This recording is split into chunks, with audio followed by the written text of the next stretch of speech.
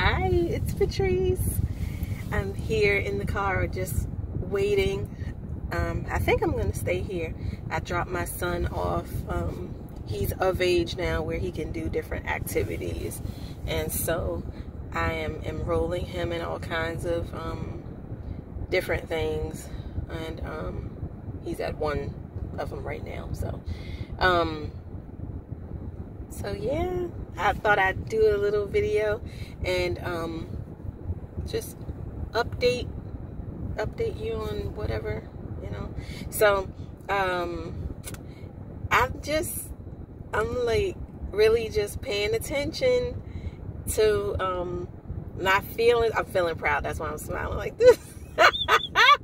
Because I had no idea how much I was willing, ready, and able without thinking to just throw myself under the bus with regards to like taking care of my needs and you know, in favor of virtually anybody else's needs. It didn't matter who it was. It's just like, oh, I see they need this, let me go and take care of that. And before they would even sometimes see their need, I'm taking care of it. And I'm like, you know, crazy. And meanwhile, I need, you know, whatever. And I'm hoping that Jermaine in particular will see my need and magically like just know and take care of that for me. And then I could feel loved, you know. Ridiculous. Because that guy, now, Jermaine, I know, like, Jermaine adores me, okay? But Jermaine is not detail-oriented. He is all over the place. So if I'm waiting for him to, like, take care of my needs without me, like, stating clearly, like, this is what I need, I ain't gonna get nothing, you know? Like, so, like, okay, for instance, the shoe, I have one pair of sneakers that are good, and that's my running sneakers, because I make sure I have some decent running sneakers, right? So all my other sneakers are just like trash. And he saw that and he's getting annoyed. He's like, yo, like, your shoes got holes in them. Like, we're not doing bad. Like, you don't have to go around with holes in your shoes. And I'm like, oh, well, you know, I really prefer to get my shoes from this specific place and, you know, all that. And I haven't gone in a long time. And so one day he drove me right into, he was like, we're going to get you some shoes right now. And we went to a shoe place and they had nothing that either of us agreed would, like, be good for me. And so we left there, and I don't know when that was. That could have been July. It could have been June. It's September. He forgot all about it. And frankly, I haven't, but I just don't make time. I just don't prioritize myself in that way, you know? So I got to do better with that. But part of it, too, is I don't really care for clothes like that and shoes. And I don't know. Like, I wear the same little stupid stuff. And I have some nice clothes in my closet for when I need that kind of thing. But otherwise, I'm just not into all that. But I'm doing so much better with taking care of myself emotionally. So I'm working on the clothes part, and shoes. But yeah, and actually I think this emotional part is even more important, because I had a situation with a friend who, like, she dresses nice, she looks nice, she, you know, outwardly she looks good and takes care of herself, but her dreams are telling her that she's missing something. Her dreams are very clearly saying that she's not taking care of something. Oh, lights. My children are always like, why are you always in the dark? But anyway, so she's missing something according to her dreams. Very clearly to me anyway. Dreams is something I dabble in. I love, like, interpreting dreams from a biblical perspective. So anyway, her dreams are saying that she's missing something, some part of like self-care. And she's like, well, I thought I was focusing on myself. And I'm like, you know what? That's like the point. It's easy to look at all this and think, you know, oh, because I dressed this up nicely, or, you know, and I got on my makeup, which I don't, but, you know, and doing my hair, which again, no, but all that, I'm good. I'm taking care of myself. That's self-care. That's not self-care. You know, that it's not. Self-care is like the inner stuff, you know, and, I'm proud to say I'm taking care of that inner stuff, because I swear there's always been this feeling in my chest settled right here, and it will go up sometimes to my neck and feel like I'm like being strangled. But I said that like yeah, I'm being strangled now. But but it's a feeling that frankly I was accustomed to, like, just having around. It was like, I don't know, not a friend, but just somebody like, oh, it's you, okay. And I keep moving and ignore it. And now I am using it as a friend, because I'm like, oh, my friend is back. I'm feeling that feeling again, and it's getting more intense. So that means I'm not taking care of myself in some way. And so it's so cool. It's like an alert, you know, or a flag that's like, hey, or flashing light, letting me know that I need to attend to some part of my like well-being that I'm not paying attention to at the current time. So I'm really doing well with that, because I don't feel that feeling in my chest so intensely, and I'm so grateful for that. And it's kind of sad when you like. I choose not to dwell on the sad parts of things too much, but when I think about it, it's sad, like, to think that I have felt this all my life, and it's just there, and it's like it's a part of me, you know, like it's supposed to be, and it's totally not, you know. So I'm paying attention to all of that, and I have some plans for this event that I'm gonna do at some point in October. I'm gonna do like a women's event, and I want it to be both community centered and like community care or whatever, and also like self-love and self-care and compassion and all that kind of stuff. So I wanted to encompass a little bit of everything, and God is giving me ideas every now and then, you know, towards like what exactly I'm gonna do with this 2-hour block of time that I have for this event.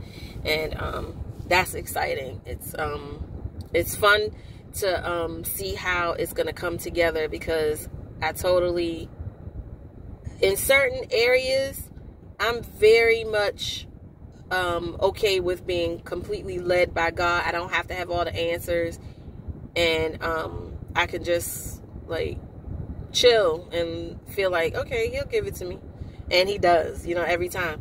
So it's cool. And what else is happening? Oh, so one of the narcissistic abuse groups that I'm a part of, there's a one woman, she's a famous, well, her group is hers. She's a famous YouTuber, and the narcissistic abuse subject is like her specialty. And it was interesting because a few weeks ago I was praying by myself, of course, and I was talking to God, and I said, you know what, I want to act again. And I was like, oh, but I want to act, and voice acting too, you know, because I've done a lot of things, right? I'm one of those people, like I think I mentioned in other videos how I am, I'm one of those people who do a lot of different things well, but it gets rough because I don't quite know which things are like a for real passion versus something that I just can do well. But one such passion is like acting. I love it. I love the stage. I love all of it. So I was talking to God, and I was like, yeah, I want to do that again. So, you know, if you can make that happen, that would be fun. And so maybe a week later, I think it was a week later, I had I was like scrolling through my feed on Facebook, and I saw a post in one of those narcissistic abuse groups, and the famous YouTuber lady, she said, I know this might be a long shot, but I'm looking for someone in New York who acts and is, has this narcissistic abuse history, and all that. And I was like, oh, I should say something. I'm 40 minutes from the city, so it's like right there, so I sent her a message, and I said, oh, well, let me see. I think I sent her a message, and then I said, wait, let me see when she sent this could be old, and so I looked at it. That joker said it was posted 1 minute ago, and I was like, oh, okay. So I sent it to her. And then, and without thinking, of course, because that's my way, I jump. Like, if I'll see a cliff, and I'll jump, and then as I'm falling, I'm like, oh, why did I do this? Oh my God, I wasn't thinking, and all. But it's a part of my prophetic nature, because I jump at the perfect times every single time. It's like, I know it's God-led. So, anyway, so I jumped. I sent her a message, and I said, I'm not in New York. I'm in Jersey, but I'm not far. I do act. I haven't acted in a long time, but, it's something I can do. And she's like, oh, great. Well, send me your headshots. And I was like, I don't have that. So, to try to shorten this story, I sent her what I had as far as pictures, and then she sent that on to the director and all of the film. Last Saturday, as I'm recording this, it is Wednesday the 18th. It's my uncle's birthday. Happy birthday, Uncle Frank. So anyway, I don't think he watches this. So anyway, I got a call on Saturday from the director herself, and because apparently somebody said they sent me an email or something, but I never got any email. So I just thought, well, they don't want me, whatever, that's fine, So she called me herself. We ended up chatting and laughing, and it was wonderful. And she was like, oh my gosh, I'm so glad I have my person for this role. And I was like, wait, you ain't see nothing yet. Like, I ain't give you no pictures, I ain't give you no resume, nothing. And she was like, oh yeah, well, send me those. I'm like, what? So she was like, send me, your pictures and stuff. I said, okay, so here's the thing. I was like, I have the experience, and I'm more than happy to audition, but I want to let you know this up front, because I know the industry standards, and I don't want to waste your time or mine. So I don't have professional headshots. I can have some pictures done today that I'm happy to forward to you. I will look for my arts resume, but I'm not sure I'll be able to find it, so I might have to make a new one up, and I'm not going to remember everything that I've done, so it's going to be probably kind of shabby. And she's like, just send me, take your time and send me, whatever. So I sent her, I had to do a whole new resume because I couldn't find it. I only found my business resume. I always had 2 resumes.